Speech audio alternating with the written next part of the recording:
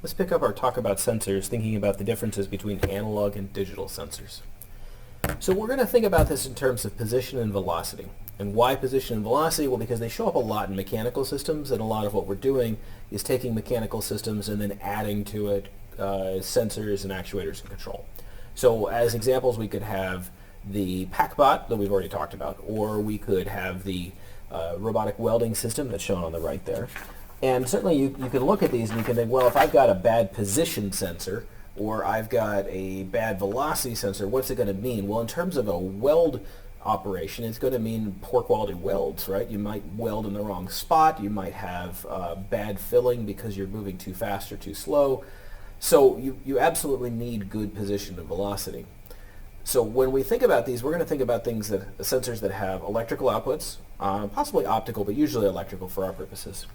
And so we're going to differentiate between analog and digital. And you probably have a good feel for this already, that when you think about position measurement, you might think about a potentiometer. And that's a good example of analog because you can rotate, you can get infinitely fine resolution there.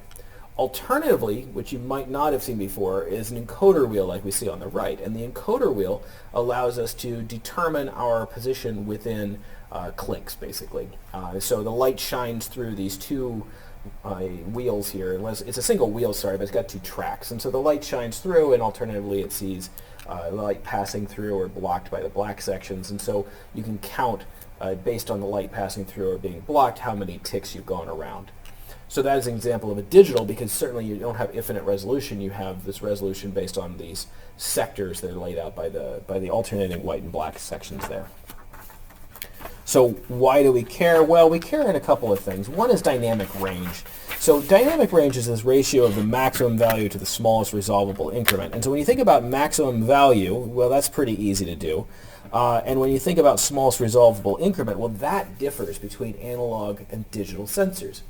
In a digital sensor, it's going to be based on some physical quantity that is small, like the sectors, or alternatively, with your ADC conversion for an analog, it's going to be based on that Q, that quantization interval. What's the smallest amount that you can digitize? And so when we write this out, we might think about this in terms of an ADC, or we might think about it in terms of a sensor. So for the ADC, you can see it certainly you've got a range and you've got a Q, and so you can put it in terms of least significant bits if you want. Or in terms of a sensor, you can think about max and min, and then for an analog sensor, you've got to worry about noise, so divide it by the smallest increment that would be a noise. So when you think about this, and you think about noise in particular, you can see that it'll be very difficult to get high dynamic range when you're dealing with noise. And so if we are decoupling the minimum increment from the maximum value, because you got word size, then you can certainly see that the digital case, you can end up with a higher dynamic range. You may have heard the term high dynamic range when you think about cameras or you think about televisions. It's been much more popular as a thing to do in terms of images, but we can certainly use dynamic range in terms of measurements. We also know that when we think about the wiring, we know that an analog wiring only has two wires. You've got that red and the black, and so the red is carrying all the analog information and the black is a ground that we reference the red from.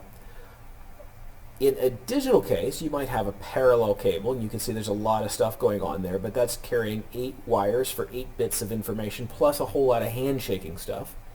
And then we've got that USB cable. You can see it's got power and ground, but also 2 wires for data. So usually an analog encoding of information is going to be more efficient in terms of wiring, but not necessarily in terms of noise. So when you think about an analog wiring, you might need all this additional stuff around your wires.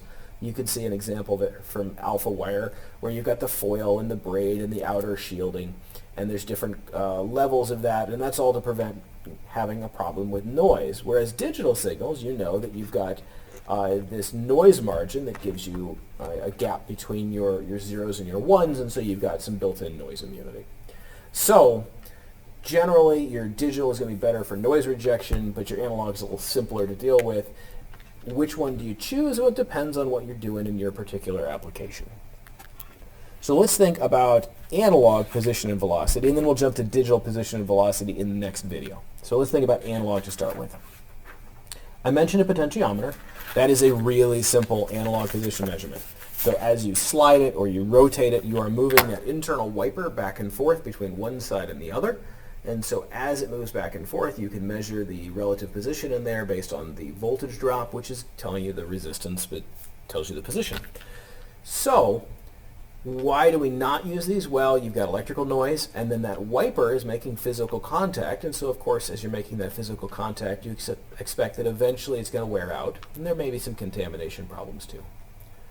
Here's another fun thing that you may not have seen, is that you also need to feed this into a high impedance device. So if we think about our wiper there as being the middle of two resistors, so the resistor R1 and R2 are just halves of the potentiometer, and the whole thing is RP. So we might feed this into a follower circuit there, an op-amp follower, because if you feed it just into something with a lower impedance, this RL for load, then you get this second configuration here, where we now have this combination of R2 and RL in parallel, and then we can combine those and put it with R1 in series. So in that case, we have the output voltage being related to RP, the total potentiometer resistance, and RL, the load resistance, and X is how much you've traveled, VS is your source voltage. And so you see something like this, which is highly nonlinear based on that ratio of RP to RL. And so you can see that if they're equal, RP and RL are equal, you get high nonlinearity, and the closer you get to 0, which is to say that your RL is going infinite, the more linear response you get. So your maximum nonlinearity is about 2/3, and your maximum nonlinearity, you can calculate it based on that ratio of RP over RL, but the upshot is you want a high input impedance on your measurement device there. So that's why we might feed it into an op-amp follower, because that gets a really high input impedance, something like mega ohms. So another one that you might deal with is going to be an LVDT. So an LVDT is going to look at that moving core, and you've got your coil, so you're going to energize that primary coil, and it's going to then, through mutual inductance, it's going to get your secondary coils. And so we excite the primary coil with our AC signal, and then you get an AC signal out, which then has to be converted to DC. But fortunately, you know how to convert from AC to DC based on our rectifier circuits that we talked about back in the electronics section.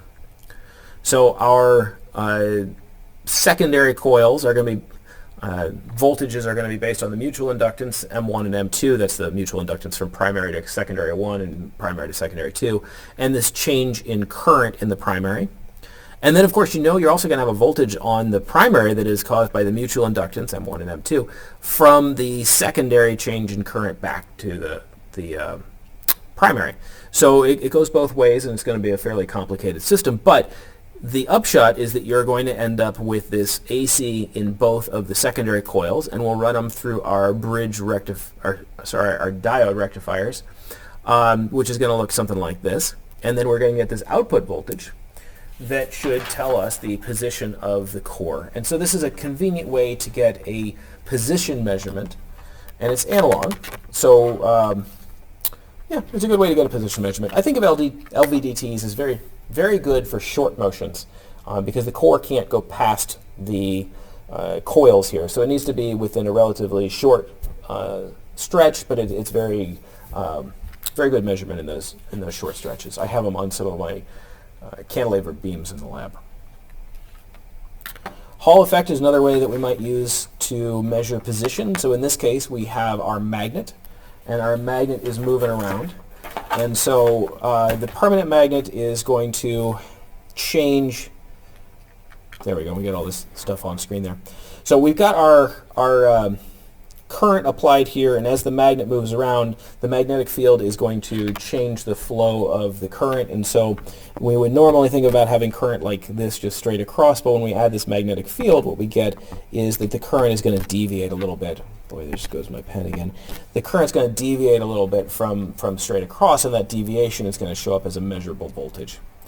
And so if we keep that current constant, then our measured voltage is going to vary with the magnetic field, and so the magnetic field is going to vary as that magnet's moved around. And so this gives us non-contacting, which is great, but it also is using magnets, which is not always great. Depends on what we're doing and what our constraints are in the area.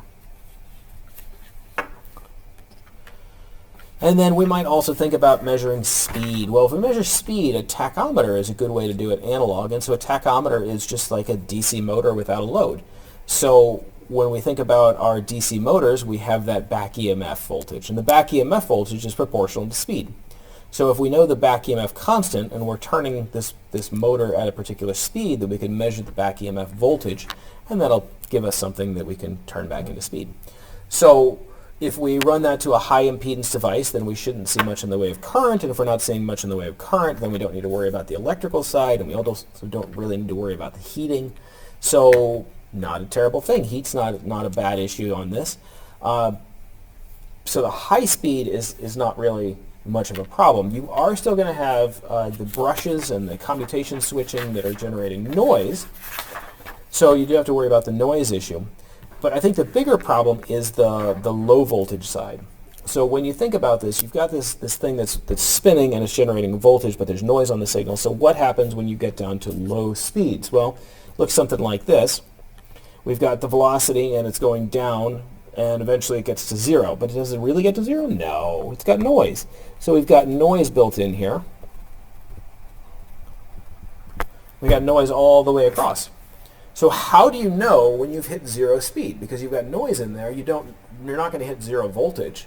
So when you hit zero speed and you're still measuring noise, how do you make that decision that you are at zero speed? Well, you could do a couple different things. Here are some schemes, and you could certainly come up with others, that if you get to some really low voltage, after a while you just assume that you're there. You wait a little bit of time and you say, okay, we're done. Alternatively, if you get really slow, you could apply a brake, and then that would tell you, yes, I'm definitely stopped because I've applied a brake. So those are a couple of different examples of analog. Other problems that you might run into is stiction, static friction, if you've not heard of it that way.